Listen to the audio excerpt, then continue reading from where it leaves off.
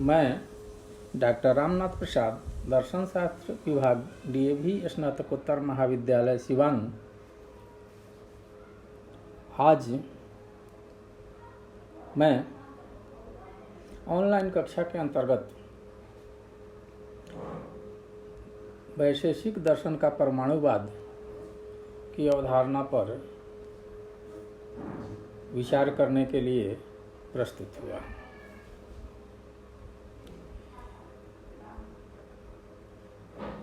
वैशेषिक दर्शन महर्षि कणाद द्वारा प्रणीत एक वस्तुवादी दर्शन है। इसमें 7 पदार्थों, द्रव्य, गुण, कर्म, सामान्य, विशेष, समवाय और अभाव को पदार्थ या सत्य माना जाता है। इनमें से द्रव्य जो 9 प्रकार के होते हैं, पृथ्वी, जल, वायु, तेज, आकाश, दिक्, काल, मन और आत्मा, ये 9 द्रव्य मिलकर सृष्टि की उत्पत्ति करते हैं। इनमें से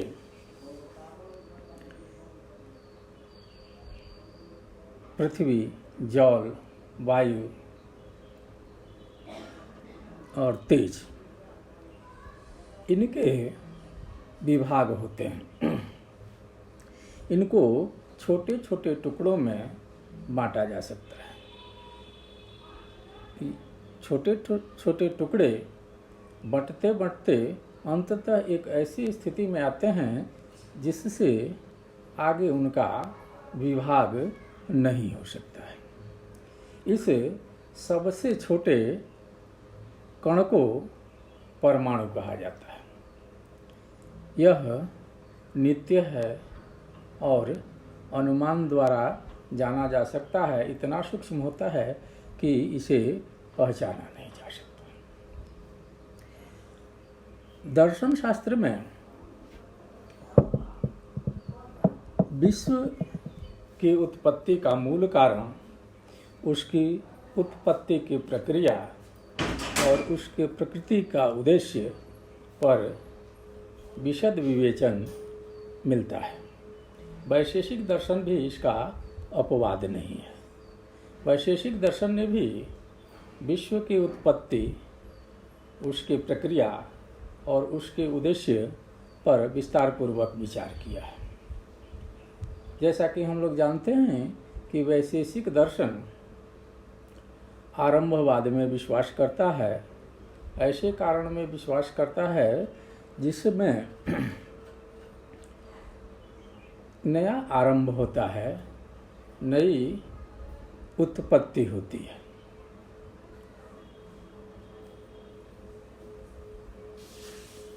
विश्व की उत्पत्ति में 9 द्रव्य भाग लेते हैं। द्रव्य पृथ्वी, जल, वायु, तेज, आकाश, दिक्, काल, मन और आत्मा। परंतु इसमें से पृथ्वी, जल, वायु और तेज के परमाणु ज़्यादा सक्रिय रहते हैं। ये ज़्यादा सक्रियता पूर्वक सृष्टि की प्रक्रिया में भाग लेते हैं और न्याय वैशेषिक जैसा कि मानते हैं कि कारणों में से जो कारण ज़्यादा सक्रिय होकर उत्पत्ति करता है उसे कारण कहा जाता है और उसी के आधार पर कार्य की व्याख्या की जाती है। चूँकि पृथ्वी, जल, वायु और तेज के परमाणु सक्रियतापूर्वक भाग लेकर विश्व की सृष्टि करते हैं, करण हैं, इसलिए वैशेषिक दर्शन के विश्व की उत्पत्ति सिद्धांत को परमाणुवाद कहा जाता है। वैशेषिक दर्शन के अनुसार यह सृष्टि उद्देश्यपरक है। सृष्टि का कारण जीव का विकास और उसके निश्चय से सिद्धि के लिए होता है। इसी उद्देश्य से वैशेषिक दर्शन के अनुसार उत्पत्ति और प्रलय दोनों ही क्रियाएं संपन्न होती है। पृथ्वी, जल, वायु और अग्नि के परमाणु करण हैं, इसलिए इस प्रक्रिया को परमाणुवाद कहा जाता है। जीवों की उन्नति और उनकी मुक्ति के लिए चूँकि सृष्टि होती है, इसलिए जीव की भी महत्वपूर्ण भूमिका होती है। जीव के कर्म परमाणुओं को सक्रिय करते हैं। उनके पूर्व काल के कार्य अदृष्ट के रूप में संचित रहते हैं। वे निष्क्रिय रूप से पड़े रहते हैं, परंतु जब ईश्वर की इच्छा होती है तो ये अदृष्ट सक्रिय हो जाते हैं। सक्रिय होने से जीव के साथ अदृष्ट जुड़ जाता है और वह पृथ्वी, जल, वायु और तेज के परमाणुओं को आकर्षित करता है। इससे अग्नि, वायु, जल और पृथ्वी के परमाणु आपस में जुड़ने लगते हैं और कार्य द्रव्यों की उत्पत्ति होती है तथा इनके अलग होने से विनाश या प्रलय होता है। वैशेषिक दर्शन का यह सिद्धांत देखकर लगता है कि पाश्चात्य दर्शन, खास करके प्राचीन ग्रीक दर्शन के डेमोक्रिटस के परमाणुवाद के समक्ष है, परंतु डेमोक्रिटस के परमाणुवाद और वैशेषिक के परमाणुवाद में अंतर है। डेमोक्रिटस का परमाणुवाद मानता है कि आकाश में पदार्थ के परमाणु, भौतिक द्रव्य के परमाणु अनियमित रूप से घूमते रहते हैं और यादृच्छिक ढंग से या गुणाक्षर न्याय से, गुणाक्षर न्याय कहा जाता है जैसे कोई घूम किसी दीवार पर घूमता है और उससे चिन्ह बनता है, और इस चिन्ह को अगर कोई व्यक्ति अक्षर के रूप में पहचानने लगता है तो यह एक आकस्मिक घटना होती है। वैसे ही भौतिक परमाणु अनियमित रूप से घूमते रहते हैं और आकस्मिक रूप से आपस में मिलकर कुछ बना देते हैं जो सृष्टि कही जाती है। इसमें किसी अन्य सत्ता का कोई योगदान नहीं रहता है। परंतु वैशेषिक दर्शन में परमाणुओं के अलावा दिक् या आकाश जिसमें परमाणु रहते हैं, घूमते हैं, ये स्थिर पड़े रहते हैं। एक तो पहला अंतर यह है कि डेमोक्रिटस के परमाणु स्वतः गतिमान होते हैं, जबकि वैशेषिक दर्शन परमाणुओं को निष्क्रिय मानता है, इसमें गति नहीं मानता है। परमाणुओं में यह गति अदृष्ट के कारण आती है और काल के सापेक्ष यह गतिमान हो जाता है तथा यह आत्मा के इर्द गिर्द इकट्ठा होने लगता है। यह सब कुछ ईश्वर की इच्छा से होता है। एक तरफ इसमें ईश्वर की इच्छा और दूसरी तरफ प्रकृति के नियम दोनों ही होते हैं। इस तरह वैशेषिक का परमाणुवाद डेमोक्रिटस के परमाणुवाद के से अलग अध्यात्मवादी है, जबकि डेमोक्रिटस का परमाणुवाद भौतिकवादी है। जब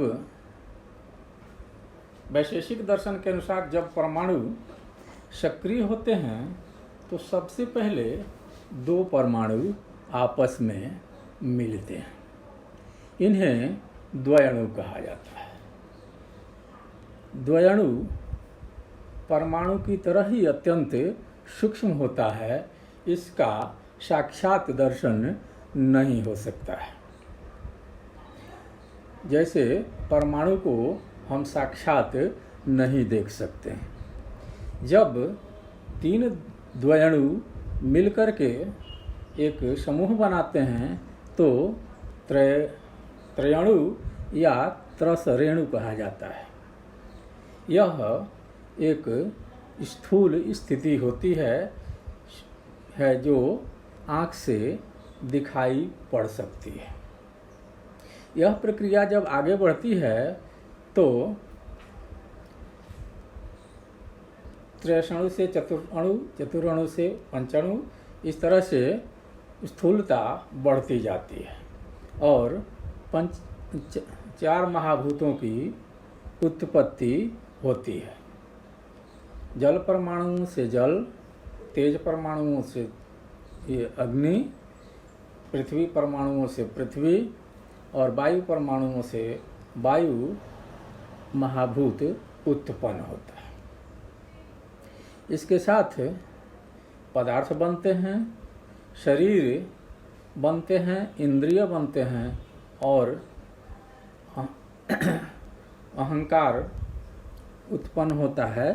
शरीर में इंद्रिय और अहंकार का विकास होता है और मन के जुड़ने के साथ ही उसमें चिंतन की प्रक्रिया शुरू हो जाती है। प्रकृति, इसमें प्रकृति के नियम और ईश्वर की इच्छा तथा कर्म नियम तीनों ही क्रियाशील रहते हैं। जो ईश्वर की इच्छा से ही सृष्टि होती है, वह जब चाहता है तो अदृष्ट सक्रिय हो जाता है और वह परमाणुओं में गति उत्पन्न कर देता है, विक्षेप उत्पन्न कर देता है। परमाणु आपस में जुड़ने लगते हैं, महाभूत की उत्पत्ति करते हैं, शरीर की उत्पत्ति करते हैं, इंद्रिय की उत्पत्ति करते हैं, अहंकार की उत्पत्ति करते हैं और एक योनि बन जाती है। इस तरह से लाखों योनियाँ विश्व में हैं। इस ईश्वर के सृष्टि चाहने वाले इस स्वरूप को माहेश्वर कहा जाता है। वह चाहता है तो सृष्टि आरंभ हो जाती है। वह विश्व को जाल की तरह फैला देता है और चाहता है तो समेट लेता है। यह माहेश्वर रूप है। वह जीव के प्राक्तन कर्मों से उसे सृष्टि में स्थान दिलाता है। जब ईश्वर सृष्टि को मूर्त रूप देने लगता है, तब वह एक योजना के अनुसार सभी जीवों को अलग अलग कर्म फलों के अनुसार योनि प्रदान करता है या उनकी योजना करता है। यह गर्भ रूप विश्व कहा जाता है। ईश्वर के इस रूप को ईश्वर ही कहा जाता है।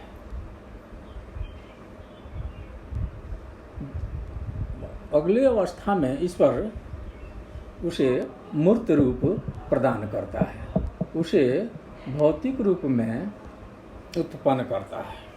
ईश्वर के इस रूप को सृष्टिकर्ता विश्वात्मा कहा जाता है। विश्वात्मा को वैशेषिक दर्शन और भारतीय पौराणिक दर्शनों में ब्रह्मा भी कहा जाता है। विश्वात्मा संपूर्ण परमाणुओं को आत्मा के साथ जोड़कर शरीर, इंद्रिय और मन, अहंकार को मूर्त रूप देता है और इससे योनियां अस्तित्व में आ जाती हैं। यह योनि जीव के कर्मों के उपभोग के लिए है। यह प्रक्रिया अनवरत चलती है। जीव एक योनि से दूसरी योनि, दूसरी योनि से तीसरी योनि और अनेकों योनियों, लाखों योनियों में घूमता रहता है। उसके कर्म के अनुसार